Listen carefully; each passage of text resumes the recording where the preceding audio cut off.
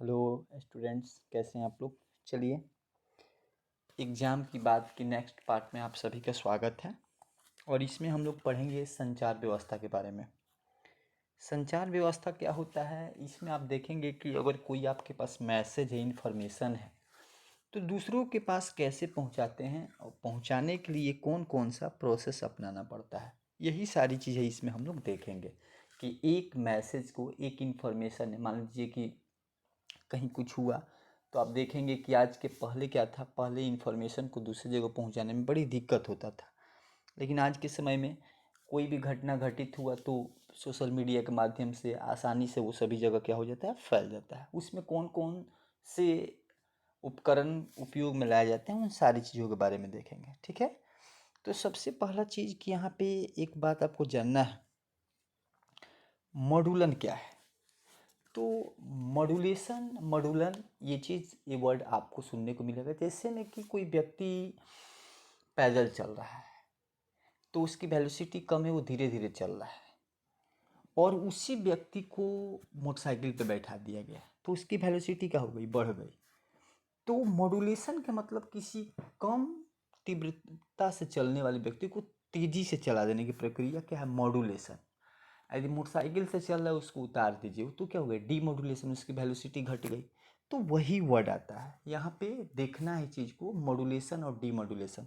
इससे रिलेटेड बातें बार बार पूछी जाती है, मॉड्यूलेशन क्या है और डीमॉड्यूलेशन क्या है, तो याद रखना है। चलिए, मॉड्यूलेशन का परिभाषा यहाँ से आप समझ सकते हैं। मॉड्यूलेशन की परिभाषा, तो यहाँ मॉड्यूलन भी इसको बोलते हैं। तो सिग्नल को वाहक आवृत्ति के साथ, सिग्नल जो होता है, जैसे में कोई इन्फॉर्मेशन होता है, जैसे में कि मोबाइल है, तो जो हम लोग बोलते हैं उसको क्या करता है, वाहक आवृत्ति के साथ मिश्रित करने की क्रिया को मॉड्यूलन कहा जाता है। हमारी आवाज़ विद्युत में कन्वर्ट हो जाती है, जैसे में माइक या मोबाइल के माध्यम से, और ये दूर दूर तक पहुंचती है, तो यही मॉड्यूलन होता है। तो मॉड्यूलन के मतलब तो आपको समझ में आ गया होगा कि जो सिग्नल होता है, सिग्नल को वाहक आवृत्ति के साथ क्या करना है, मिश्रित करने की क्रिया को। और ये किस तरीके से किया जा सकता है, तो एक तो कला के द्वारा किया जा सकता है, कला में परिवर्तन किया जा सकता है, दूसरा का आवृत्ति में परिवर्तन किया जा सकता है, तीसरा आयाम में परिवर्तन से। तो ये मॉड्यूलन जो होता है ये 3 टाइप से हो सकता है। आवृत्ति बदल दीजिएगा, आवृत्ति में परिवर्तन से उत्पन्न हो सकता है, आयाम में परिवर्तन से। अब ये कैसे होता है, तो यहाँ पे आप देख सकते हैं ये सिग्नल है। तो इसमें आपको मैं बता दूं कि कला माने इसका एंगल हो गया। अब इसका एंगल अलग अलग हो गया, तो कला हो गया। आवृत्ति आप जानते हैं कि आवृत्ति इसकी तीव्रता, आवृत्ति के मतलब आपको समझाए थे कि तरंग दर से इसका उल्टा रिलेशन होता है, इसके पहले भी रिलेशन में आप लोग जान चुके हैं। उसके बाद आयाम, इस लाइन को बोलते हैं आयाम। ठीक है, तो ये 3 टाइप की होती है। तो इस पर चलिए नेक्स्ट पे हम लोग चलते हैं। उसके बाद आप देखेंगे तो सिग्नल माने जो मैसेज, सिग्नल किसको बोलेंगे, जैसे में कि यहाँ पर आपको पता होना चाहिए, जैसे में कि आपको जाना है, दिल्ली जाना है, तो सबसे पहले अपने घर से जाएंगे स्टेशन पे, स्टेशन से जा करके आप टिकट लेंगे, तो टिकट क्या हो गया, सिग्नल हो गया। उसके बाद सिग्नल के बाद आप जा करके बैठेंगे ट्रेन में, तो वो क्या हो गया, ट्रांसमीटर हो गया, आपको ट्रांसमिट कर दिया। ठीक है, उसके बाद चैनल, उसकी पटरी, उसके बाद जहाँ जाके उतरिएगा रिसीवर। तो signal, transmitter, transducer, channel, receiver, कुछ इसके पार्ट्स होते हैं, जैसे मैं बारी बारी से बताऊंगा। तो यहाँ पे 2 टाइप के सिग्नल होंगे। सिग्नल की परिभाषा यहाँ से आप देख सकते हैं कि यह संदेश को इलेक्ट्रिकल रूप में बदलता है। सिग्नल क्या करता है, संदेश को इलेक्ट्रिकल रूप में बदलता है। और ये कितने प्रकार का होता है, 2। एक होता है अंकीय सिग्नल, एक होता है अनुरूप। अंकीय माने बोलते हैं डिजिटल, अनुरूप को बोलते हैं एनालॉग। तो सिग्नल 2 प्रकार का होता है, एगो एनालॉग और एगो डिजिटल। दोनों में डिफरेंस ये है कि एनालॉग का मान हमेशा बदलता रहता है, लेकिन डिजिटल का मान जो होता है वो हमेशा का होता है, फिक्स होता है। डिजिटल 2 ही बात बताएगा, हाँ नहीं तो ना, लेकिन मतलब 0 नहीं तो 1, लेकिन ये बीच में भी रुक सकता है। ठीक है, तो इसका मान हमेशा बदलता है, इसका मान 2 ही होगा, या तो 0 नहीं तो 1। तो पहले की जो आप टीवी वगैरह देखेंगे, चाहे बॉल देखेंगे, तो कम वोल्टेज पर भी चलता है, लेकिन आज के जो टीवी हैं वो कम पे नहीं, या तो चलेगा नहीं तो नहीं चलेगा। पहले वाला जो ब्लैक एंड वाइट टीवी है वो कट के चलता था, तो आप लोग तो सब एनालॉग पे काम करता था। आज वाला किस पे काम कर रहा है, डिजिटल पे काम कर रहा है। पहले के साउंड, आज के साउंड, ये सब पहले के कैमरा एनालॉग पे काम करता था, आज के कैमरा डिजिटल। एनालॉग में कुछ अपने से सुधार नहीं किया जा सकता है, डिजिटल में किया जा सकता है, ठीक है। तो ये चीज़ आगे आपसे पूछा जा सकता है कि चैनल के बारे में कुछ बताइए। चैनल क्या है? तो चैनल की बात करें तो वही चीज़ में पटरी को क्या बोलेंगे? चैनल। तो यह एक माध्यम है जिससे सिग्नल गमन करता है। सिग्नल क्या करता है? गमन करता है। जैसे में ऑप्टिकल फाइबर की हम बात करें तो चैनल क्या है? तो ये एक लाइन में आपको याद रखना है कि एक माध्यम है जिससे सिग्नल क्या करता है? गमन करता है। इसके बाद कुछ वर्ड हमारे सामने आएंगे। इसके बाद वर्ड कौन सा? रिसीवर किसको बोलेंगे? तो चैनल से सिग्नल संग्रह करता है। रिसीवर क्या करता है? चैनल से सिग्नल को क्या करता है? ग्रहण करता है। चैनल का, रिसीवर का यही काम है। जैसे में कोई व्यक्ति गया और दिल्ली स्टेशन पर उतर गया, तो स्टेशन वो क्या है? जहाँ पे उतरा वो रिसीवर है, उसको रिसीव कर लिया वहाँ से जहाँ जाना है। उसके बाद यहाँ वर्ड आता है कि क्षीणन क्या है? तो किसी चैनल में गमन के दौरान ऊर्जा का क्षय को क्षीणन कहा जाता है। समझ रहे हैं ना? जब भी चैनल में गमन के दौरान ऊर्जा में तो कुछ क्षय होगा ही, तो उसी को हम लोग क्षीणन बोलेंगे, ठीक है। ये चीज़ आपको याद रखना है। आगे प्रवर्धक क्या है? तो यह क्षमता को बढ़ाने और घटाने, यह क्षमता को क्या करता है? बढ़ाता है, ठीक है। जैसे में हमारे पास जो सिग्नल है उसकी क्षमता बढ़ जाएगी तो दूर तक जाएगी, उसका आयाम भी चेंज हो जाएगा। ये सबसे बड़ी विशेषता, ठीक है। जैसे में नेक्स्ट पे यदि हम बात करें तो ये संचार व्यवस्था में जानकारी, अभी जानकारी स्रोत की बात करें, जैसे में वीडियो, डाटा, ऑडियो, मतलब तीन। पहले क्या था? ऑडियो था, अब ऑडियो, वीडियो, डाटा, तीन टाइप के सिग्नल हो सकते हैं। तीन टाइप से हम लोग किसी चीज़ को सेंड कर सकते हैं। ऑडियो बातचीत, वीडियो आप समझ ही रहे हैं। उसके बाद ब्रॉडकास्टिंग संचार के बारे में बात करें तो एक प्रेषित तथा अनेक रिसीवर होते हैं। जैसे में आपको पता होगा कि एक जगह से कोई न्यूज़ चलाया जाता है, अलग अलग मोबाइल, अलग अलग टीवी में चलता है, ठीक है। तो इसको ब्रॉडकास्टिंग हम लोग बोलेंगे। तो ये चीज़ याद रखिएगा। उदाहरण में रेडियो, टीवी, एक जगह से क्या ब्रॉडकास्ट किया जाता है, बहुत सारे लोग इसको क्या करते हैं? रिसीव करते हैं। आगे इसमें एक प्रेषित तथा एक ही रिसीवर होता है, ठीक है। किसमें? बिंदु से बिंदु संचार। बिंदु से बिंदु संचार एक लाइन में पूछा जाए कि क्या है, तो आप बताएंगे इसमें एक प्रेषित तथा एक ही रिसीवर होता है। माने एक क्या होता है? देने वाला, और एक का होता है प्रेषित, माने देने वाला, और रिसीवर माने लेने, रिसीव करने वाला, ठीक है। तो ये वर्ड आपको याद रखना है। तो इतनी बात। नेक्स्ट हम लोग चलते हैं संचार व्यवस्था के नेक्स्ट कुछ पॉइंट पे आप लोग ध्यान देंगे। संचार व्यवस्था एक ऐसी क्रिया है जिसमें प्रेषण से अभिग्रहण तक सूचना को पहुंचाता है। मतलब एक जगह से चलेगा और एक जगह पहुंचेगा। तो संचार में क्या होता है? एक सूचना को अलग अलग, मैंने शुरू में ही बताया था, सूचना को अलग अलग जगहों पे भेजना है। कैसे कैसे भेजेंगे, यही प्रक्रिया कम्युनिकेशन सिस्टम कहलाएगा, संचार व्यवस्था, ठीक है। नेक्स्ट कंडीशन में सूचना का स्वरूप क्या क्या हो सकता है? तो भाषण, लिखा शब्द, संगीत, चित्र, अंक या कंप्यूटर डाटा हो सकता है। ये सूचना का स्वरूप है, माने क्या पहुंचाना है, कैसे पहुंचाना है। नेक्स्ट बात पर ध्यान देना है, संचार का महत्वपूर्ण कार्य क्या है? संगीत स्रोत की ऊर्जा में होता है। संचार का महत्वपूर्ण कार्य संगीत स्रोत की ऊर्जा में होता है, ठीक है। ये चीज़ याद है। आगे संचार व्यवस्था में तीन मूल, अब आपसे पूछा जाएगा संचार व्यवस्था में कितने मूल तत्व होते हैं? तो संचार व्यवस्था में तीन गो मूल तत्व होते हैं। एक प्रेषण, चैनल और अभिग्रहण। एक तो प्रेषण के मतलब, एक तो मोबाइल, जिसमें आप ट्रेन ले लिए, सिग्नल तो चाहिए ही, तो सिग्नल एक हो गया। दूसरा का आप जा कर के बोगी में बैठ गए तो ट्रांसमीटर उसको बोलेंगे। उसके बाद चैनल आप समझ ही रहे हैं, रिसीवर, अभिग्रहण, मतलब इतना चीज़ उसमें मोस्ट इम्पोर्टेंट है। आप ट्रेन में भी देख सकते हैं, टिकट चाहिए ही, फिर जाके बोगी में बैठेंगे, फिर चैनल, फिर जहाँ जाके उतरना है। तो ये इसके तीन कौन कौन तत्व हैं? तो याद रखिएगा, तीन तत्व, प्रेषण है, चैनल है, अभिग्रहण है, इतना। आगे की बात करें तो संचार व्यवस्था का ब्लॉक डायग्राम क्या होता है? तो यहाँ पे आप देख सकते हैं यहाँ पे मोस्ट इम्पोर्टेंट मैसेज यानी सिग्नल, जो भी मैसेज आपको सेंड करना है पहले किसके पास जाता है, सिग्नल पहले प्रेषण के पास जाता है, फिर चैनल और फिर अभिग्राही। ये चीज़ याद रखना है कि कैसे कैसे सिग्नल चाहिए ही, सिग्नल माने टिकट, यहाँ पे प्रेषण माने वही बोगी ट्रेन वाला, ये चैनल माने वही जो पटरी होती है और लास्ट में जहाँ जाके उतर जाते हैं उसको अभिग्राही बोलते हैं। तो इतना चीज़ ये आपको याद रखना है। आगे नेक्स्ट पर हम लोग चलते हैं, ठीक है। तो नेक्स्ट पर आपको ध्यान देना है प्रेषण। आपको यहाँ पे मैंने दिखाया प्रेषण क्या है, एक यंत्र है जो निवेश मैसेज को उस सिग्नल में परिवर्तित कर देता है जो संचारित होता है। तो ये क्या करता है, निवेश मैसेज को सिग्नल में परिवर्तित करता है, ठीक है। निवेश जो भी दिया गया उसको, जैसे मैं बोगी का आप काम एक फर्स्ट जिसमें आप जिस आपका रिजर्वेशन हो या जनरल जिसमें बैठ जाते हैं उसका आपको चैनल में कन्वर्ट कर देगा। अब पैदल नहीं चलना पड़ेगा, डेग उठाना रखना नहीं पड़ेगा, अब आप आराम से आप उससे जा सकते हैं, ठीक है। उसके बाद अभिग्राही मैंने रिसीवर की बात, अभिग्राही एक यंत्र है जो चैनल से प्राप्त सिग्नल को ग्रहण कर मूल मैसेज में परिवर्तित कर देता है, ठीक है।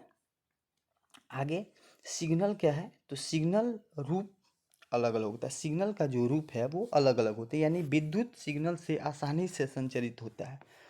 तो सिग्नल आप समझ ही रहे हैं, जो भी इंफॉर्मेशन है उसको सिग्नल हम लोग बोलेंगे, मैसेज जैसा कि आपको मैंने बताया। सिग्नल के बाद की अगर बात करें तो नेक्स्ट पर हम लोग को ध्यान देना है कि सिग्नल जो मैसेज को लगातार वोल्टेज में परिवर्तन करता है वह एनालॉग सिग्नल कहा। अब यहाँ पे ध्यान देना है कि सिग्नल जो कौन सा सिग्नल,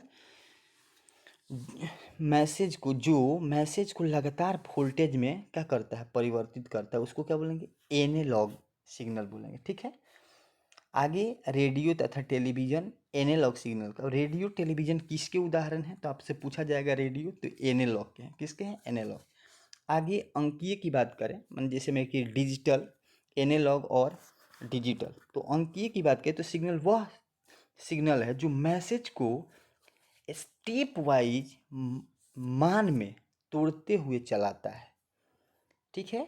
स्टेप वाइज मान में तोड़ते हुए, जैसे में आप मोबाइल में देख रहे हैं पहले का जो कैमरा था उसमें जैसा फ़ोटो खींच दे वैसे ही रहेगा, लेकिन अब हम क्या अपने से बहुत चीज़ बदल सकते हैं, कलर बदल सकते हैं, स्नैपचैट्स वगैरह आप देख सकते हैं, उसमें क्या हम अपने कई प्रकार के कलर हम यूज कर सकते हैं, ठीक है। अब यदि बात करें तो तर्क अंकीय सिग्नल का उदाहरण है, जैसे में अंकीय सिग्नल में आप मोबाइल चाहे कंप्यूटर लैपटॉप जो भी देख रहे हैं, जो भी हम यूज कर देंगे वो सब कंप्यूटर लैपटॉप जो भी चल रहा है सब अंकीय का है, डिजिटल का है। आगे अंकीय सिग्नल टेली संचार तथा डाटा प्रेसिंग यंत्र दोनों में उपयोग हो सकता है। याद रखना है कि अंकीय मान डिजिटल सिग्नल कहाँ कहाँ, तो ये टेली संचार तथा डाटा प्रोसेसिंग यंत्र दोनों में यूज हो सकता है। आगे बिंदु से बिंदु संचार और ब्रॉडकास्ट दो संचार व्यवस्था की विधि है। बिंदु से बिंदु संचार और ब्रॉडकास्ट दो संचार व्यवस्था की विधि। अब यहाँ से पूछी जाएगी कि कितनी संचार व्यवस्था की विधि है, तो दो है, ठीक है। आगे नेक्स्ट पर आपको ध्यान देना है कि अंतरिक्ष तरंगें उपग्रह संचार टेलीविजन माइक्रो तरंगों में उपयोग होता है, ठीक है। ये चीज़ याद रखना, अंतरिक्ष तरंगें उपग्रह, ठीक है, टेलीविजन तथा माइक्रो तरंगों में उपयोग होता है। ये बात हो गया। चलिए नेक्स्ट पे हम लोग चलते हैं, एक एक बात को ध्यान से देखिए, नोट कीजिए, एकदम शॉर्टकट पूरा लेसन की सारांश एक प्रकार से, ठीक है। इससे कम समय में आप इसकी सारांश नहीं सीख सकते हैं। चलिए आगे बढ़ते हैं। चलिए इसके बाद नेक्स्ट पे हम लोग बात करते हैं निम्न आवृत्ति की। चलिए आते हैं नेक्स्ट पे। तो यहाँ पे आप देख सकते हैं, सबसे पहला चीज़ मैं एक बात बता दूँ आपको कि यहाँ पूछा जा, ठीक है, कि मैंने अभी आपको बताया मॉड्यूलेशन के बारे में, यहाँ आप समझ सकते हैं। यहाँ आपको मैं एक बात बता दूँ कि यहाँ पे निम्न आवृत्ति की तरंगों को अधिक दूरी तक प्रेषित नहीं किया जा सकता है। माने निम्न आवृत्ति की जो तरंग हैं उनको अधिक दूरी तक नहीं भेजा जा सकता है, ठीक है।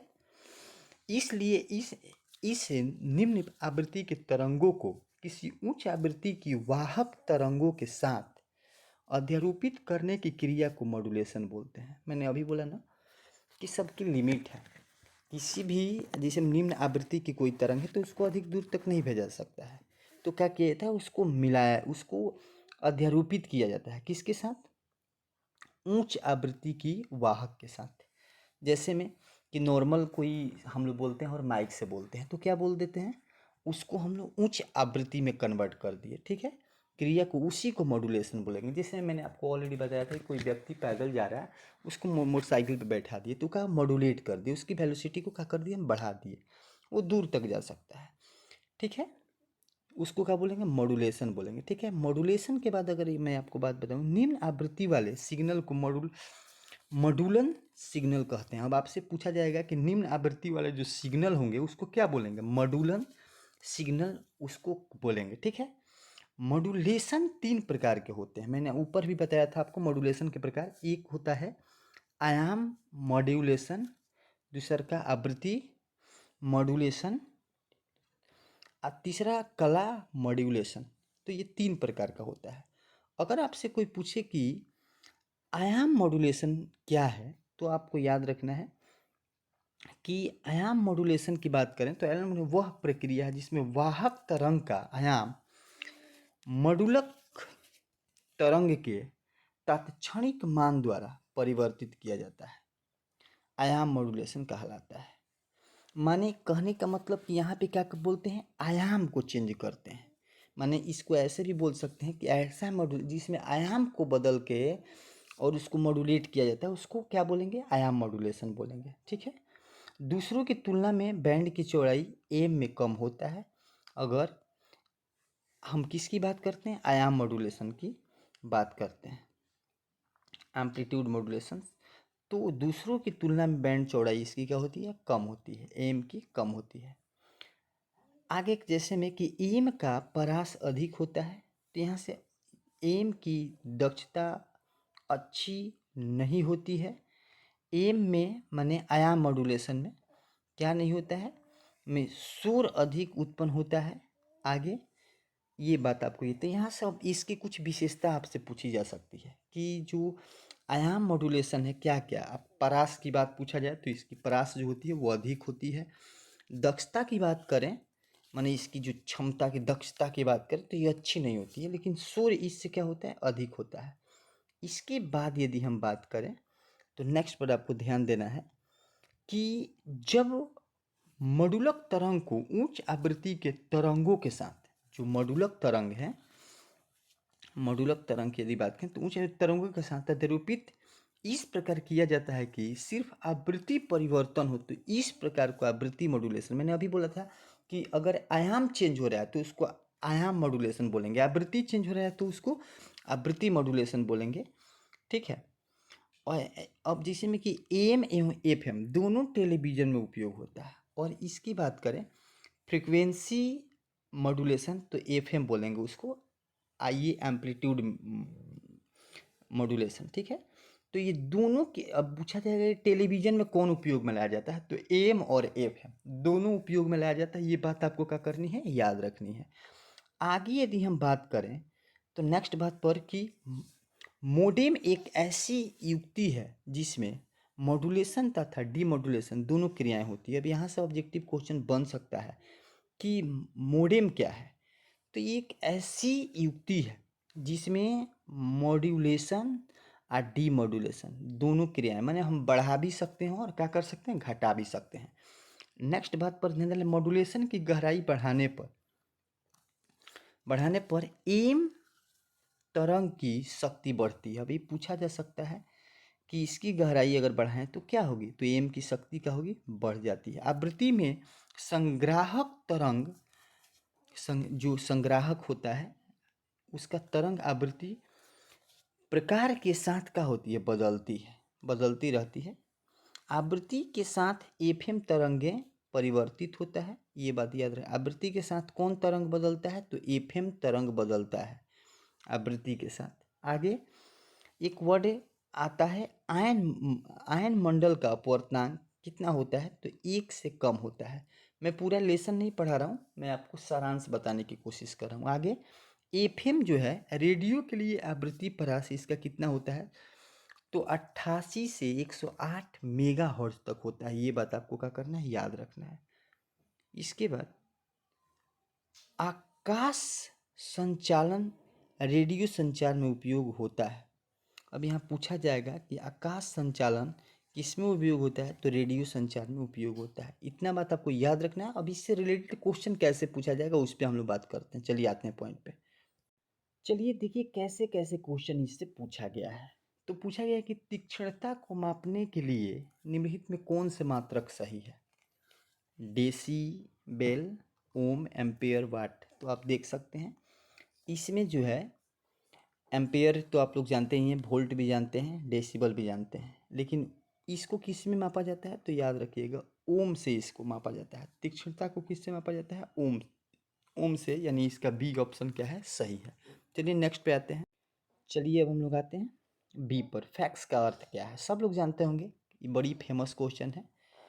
तो फुल एक्सेस ट्रांसमिशन, दूसरा दिया है फैक्सी माइल टेलीग्राफी, यही होता है, ठीक है। फैक्सी माइल टेलीग्राफी इसका आंसर सही है, ठीक है। क्या होता है, फैक्सी माइल टेलीग्राफी, दूसरा का बी ऑप्शन सही है, ठीक है। आगे नेक्स्ट कह रहा है कि पृथ्वी के किसी स्थान पर एक टीवी प्रेषण टावर की ऊंचाई इतने मीटर है, तो जितना अधिक दूरी तक इस टावर का प्रसारण पहुंच पहुंच चुकेगा, वह माने कहाँ तक पहुंचेगा इसका प्रसारण।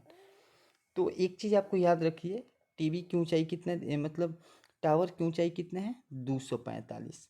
तो टावर की ऊंचाई जब 245 है, तो आंसर की यदि हम बात करें इसका, तो इसका आंसर 3 नंबर का आंसर सही होगा। ये 245 है, तो यहाँ पे आपको ध्यान देना है कि इसका आंसर सी सही है, लेकिन कैसे सही है इसको हम बता रहे हैं। तो चलिए इस पे इसको इस फार्मूला से आप बना सकते हैं। कौन फार्मूला, अगर आपको क्या पता करना है, दूरी पता करना है, तो इसको d बराबर आप लिख सकते हैं √2 H r। अब क्या कीजिएगा कि इसमें 245 मीटर दिया है, तो इसको पहले आप किलोमीटर में चेंज कर लीजिएगा। आर का मान 6400 किलोमीटर होता है पृथ्वी की त्रिज्या। आई सबको आप गुणा कीजिएगा, गुणा करके तो ये 5600 आएगा। इसका वर्गमूल निकालिएगा, तो यानी इसका 56 आंसर सही होगा। एच का मान आपको दिया गया है, आर आप लोगों को पता है, गुणा कीजिएगा, इसका वर्गमूल निकालिएगा, 56 आंसर आएगा, ठीक है। तो इसका इसमें ऑप्शन कौन सा सही है, तो ऑप्शन हमारा सी सही है, ठीक है, 3 का। चलिए अब आते हैं हम लोग 4 नंबर पे। 4 की यदि हम बात करें, तो 4 कह रहा है कि प्रकाशीय तंतु संचरण किस घटना पर आधारित होता है। प्रकाशीय तंतु संचरण किस घटना पर आधारित है, तो ये बात आपको याद रखना है कि प्रकाशीय तंतु संचरण किस घटना पर आधारित है। तो ये तो बात मैंने पढ़ाया था आपको, ये था पूर्ण आंतरिक परावर्तन पर, प्रकाश के पूर्ण आंतरिक परावर्तन पर ये क्या था, आधारित था। चलिए उसके बाद नेक्स्ट क्वेश्चन पूछा गया है इसमें कि टीवी प्रसारण के लिए किस आवृत्ति प्रकाश का उपयोग किया जाता है। तो मैंने अभी ऊपर ऊपर ही आपको बताया था कि इसके लिए कितना, तो आप अगर वहाँ नहीं देखे हैं तो यहाँ खूब बढ़िया से देख लीजिए। यहाँ क्वेश्चन नंबर 5 है, तो 5 में आपको 30 मेगाहर्ट्ज से 300 मेगाहर्ट्ज, ये चीज़ आपको याद रखना है, ठीक है। 5 नंबर ये क्वेश्चन है, तो 30 यहाँ पे 30 मेगा हर्ट्ज से, यानी सी ऑप्शन इसका 30 मेगा हर्ट्ज से 300 मेगा हर्ट्ज तक, ठीक है। चलिए आगे बढ़ते हैं। नेक्स्ट क्वेश्चन पर आपको ध्यान देना है। यहाँ से पूछा जा सकता है कि आयाम मॉड्यूलन जो है, मॉड्यूलन में इसमें सूचनांक क्या होता है, तो याद रखिएगा ये वाला ऑप्शन हमारा बी सही है, 0 से 1 के बीच। आयाम मॉड्यूलन में जो सूचनांक है वो कितना होता है, तो 0 से 1 के बीच होता है। ये 10 में, 13 में, 15 में, 19 में, इतने बार पूछा गया है, ठीक है। तो वीडियो अच्छा लगे तो लाइक कमेंट शेयर जरूर करें। Thank you so much watching this video my all dear students.